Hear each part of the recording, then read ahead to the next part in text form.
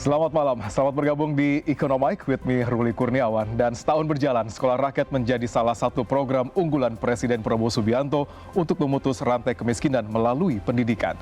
Dengan sekolah berasrama dan menyasar keluarga miskin ekstrim, program ini diharapkan mampu menciptakan mobilitas sosial dan membuka peluang masa depan yang lebih baik bagi anak-anak Indonesia. Namun sejauh mana program ini sudah berjalan sesuai tujuannya, apa capaian dan tantangannya, dan evaluasi apa yang perlu dilakukan.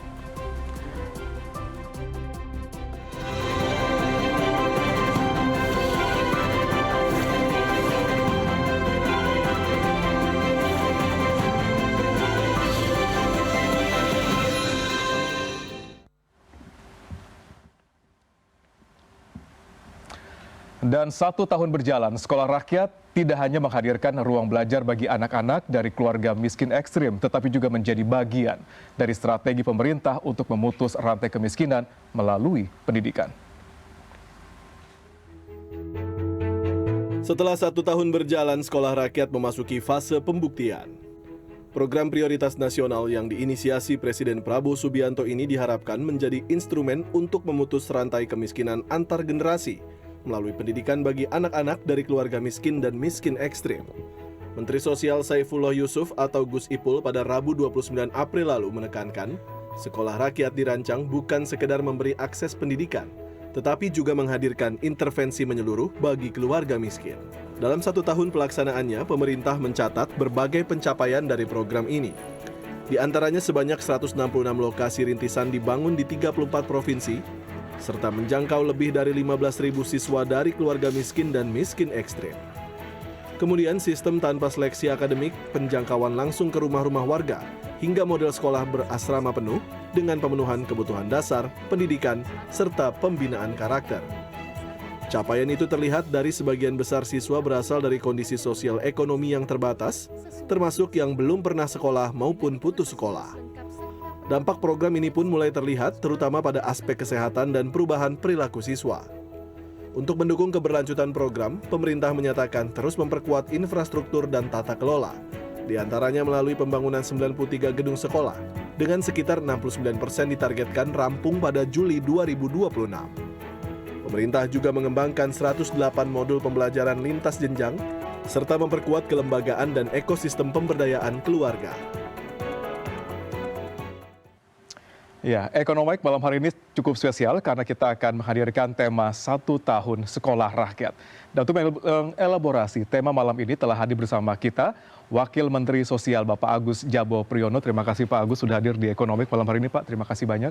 Dan juga sudah hadir di tengah-tengah kita anggota Komisi 10 DPR RI Bapak Furtasan Ali Yusuf. Terima kasih Pak Furtasan. Terima kasih Pak. Dan yang terakhir di tengah-tengah sudah hadir pengamat pendidikan Ibu Inalim. Terima kasih Ibu Ina. Baik, 1 tahun Sekolah Rakyat. Saya langsung ke Pak Wamen. Pak Wamen, 1 tahun berjalan Sekolah Rakyat, dari sudut pandang Anda sebagai regulator dan juga inisiator di Sekolah Rakyat ini sendiri Pak, bersama dengan Presiden, bagaimana Anda melihat perkembangan Sekolah Rakyat Pak?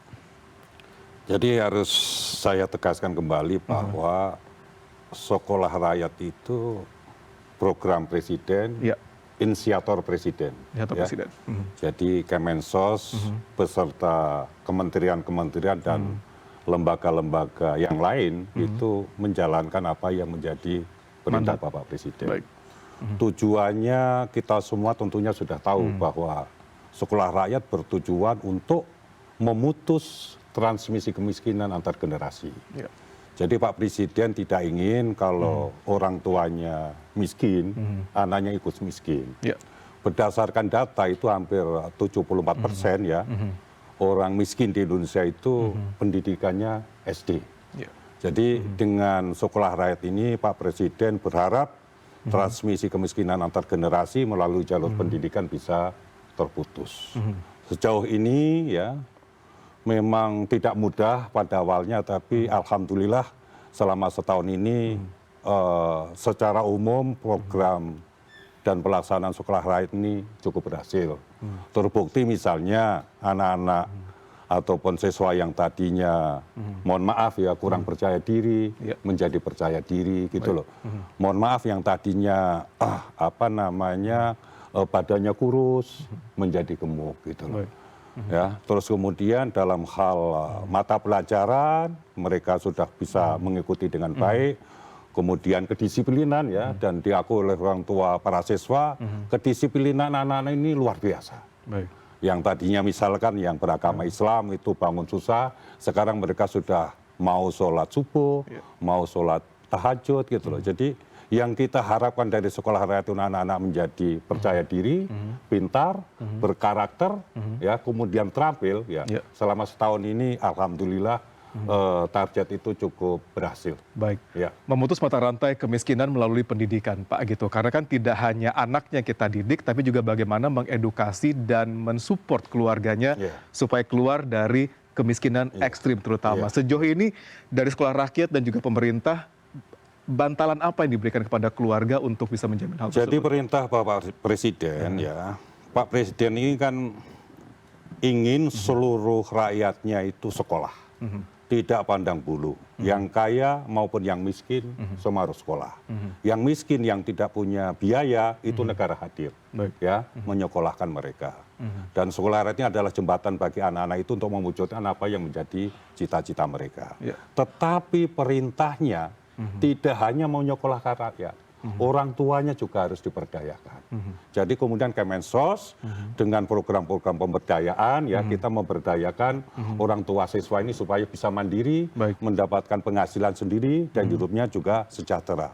Dan mohon maaf rata-rata rumah dari keluarga siswa ini juga banyak yang rusak gitu loh, masih bedeng. Pak Presiden juga memerintahkan rumahnya diperbaiki. Makanya kita bekerja sama dengan Kementerian PKP ya dan sekarang ini sudah ada program untuk 10.000 ya orang tua siswa dalam proses pembangunan dan perbaikan rumah dari orang tua siswa sekolah rakyat itu. Jadi ini adalah miniatur pengentasan kemiskinan secara komprehensif.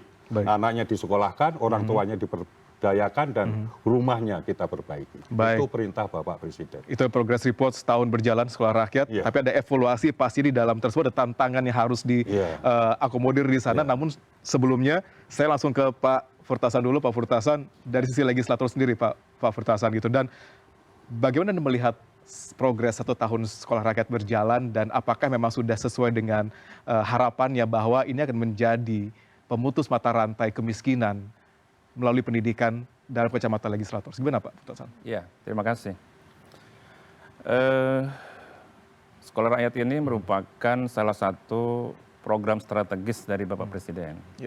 Ya, kita di DPR itu apapun yang menjadi program utama, tidak ada alasan tidak mendukung. Pasti dukung 100%. Gitu ya.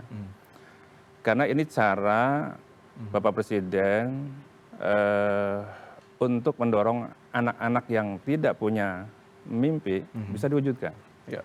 Gitu. Kenapa? Karena Bapak Presiden punya data, pastinya punya data.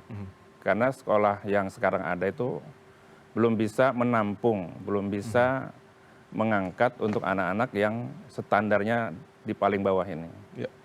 Nah, oleh karena itu Bapak Presiden menghadirkan program sekolah rakyat, namanya saya memang agak aneh gitu ya, sekolah rakyat, tapi memang betul-betul untuk rakyat, gitu ya.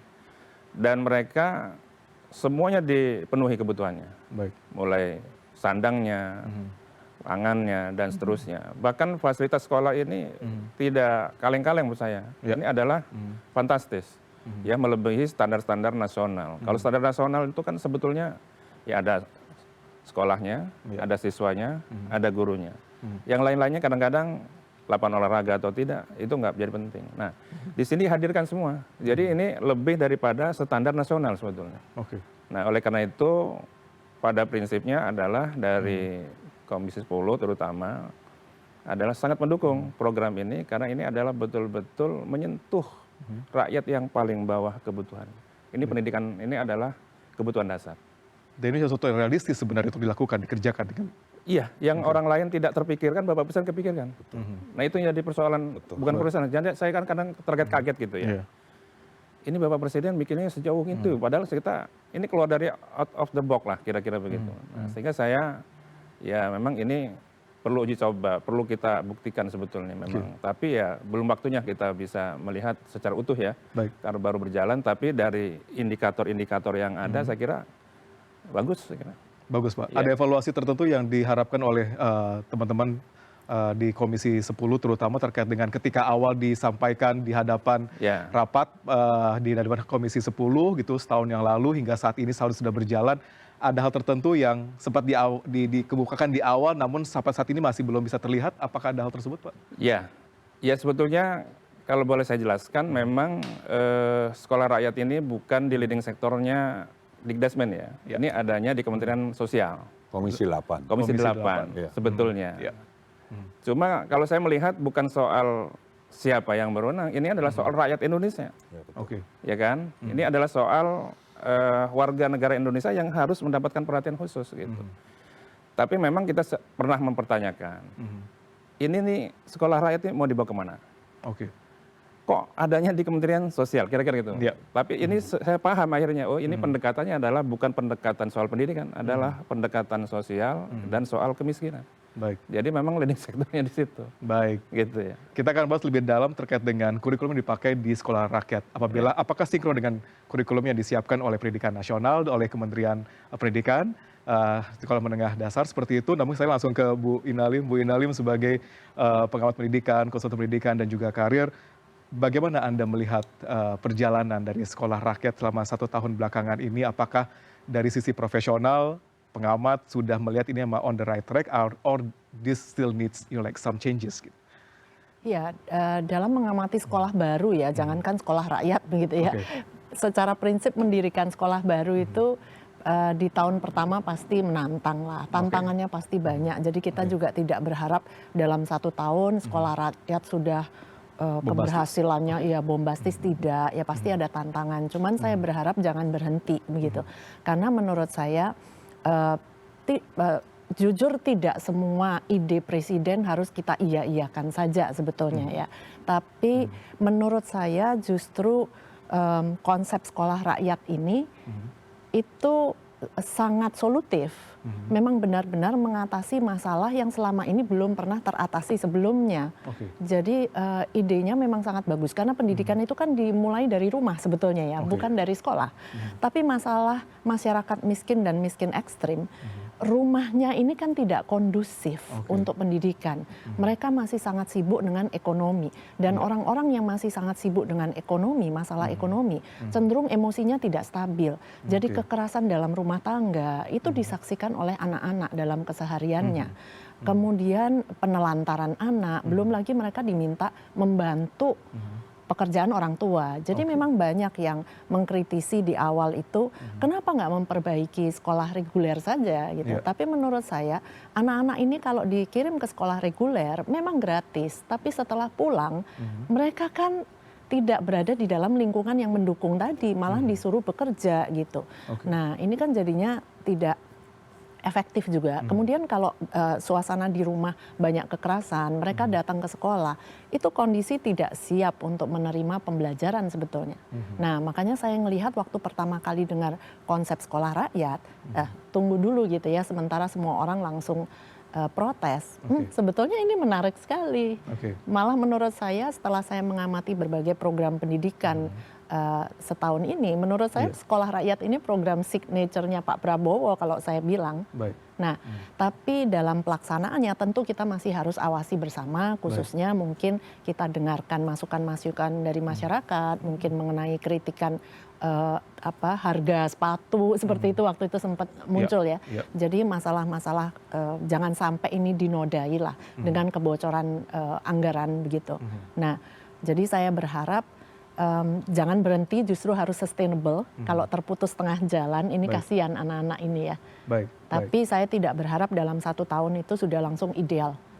Ya pasti masih banyak tantangan. Baik, kira-kira tantangan yang dari sudut pandang profesional melihat hadirnya sekolah rakyat, dilihat dari sekolah dibandingkan dengan sekolah reguler, apa yang kira-kira cukup gamblang terlihat di sana? Di awal-awal mungkin guru ya, karena guru-guru ini harus tinggal di asrama juga, jauh dari keluarga. Di awal kita dengar banyak yang akhirnya nggak kerasan, minta pulang gitu. Bahkan tidak hanya guru, anak-anaknya juga ya. Di asrama mereka sempat mungkin nggak kerasan juga, pengen pulang, itu pasti wajar sih ya. Terus mungkin wali juga kan menjadi orang tua, dan anak-anak ini bukan anak-anak yang berangkat dari nol lah. Anak-anak ini dari minus ya. Tadi banyak masalah psikososial, kondisi yang mana masih waktu datang itu masih penuh dengan bahasa-bahasa yang tidak terdidik. Baik. Kalau tadi diajak sholat subuh mungkin juga masih ya begitulah gitu ya. Jadi itu perlu kesabaran luar biasa dari para wali dan para gurunya, karena mereka tidak hanya bertindak sebagai guru, dalam hal ini mereka juga sebagai orang tua nih. Baik. Double gitu ya. Baik. Jadi saya bisa melihat tantangannya pasti luar biasa. Kemudian ini kan sistemnya juga multi entry dan multi exit. Iya. Nah, ini juga tantangan tersendiri bagi para guru, karena benar-benar harus bisa mengajar berdiferensiasi, karena tiap anak berbeda-beda nih. Memang. Belum kondisi psikososialnya Psikososis. tadi gitu yang masih harus diberesi. Baik.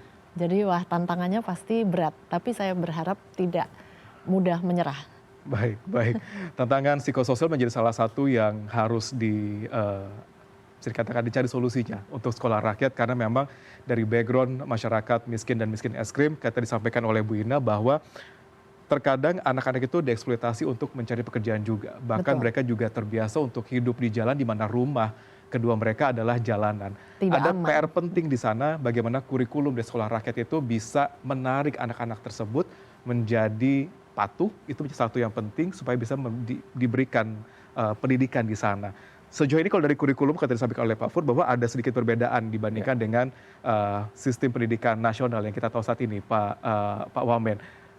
Anda melihatnya seperti apa kira-kira kalau akan diberikan terkait untuk mengakomodir anak-anak yang melihat jalanan sebagai rumah kedua, dan orang tua yang enggan untuk menyekolahkan anaknya apalagi di asrama karena mereka masih membutuhkan tambahan ekonomi dari anak-anak mereka, akan seperti apa kira-kira Pak Wamen? Tapi jangan dijawab dulu Pak Wamen, kita akan elaborasi lebih dalam lagi, lebih lengkap lagi setelah jeda berikut ini. Tetap di kemana-mana, tetap di Ekonomi.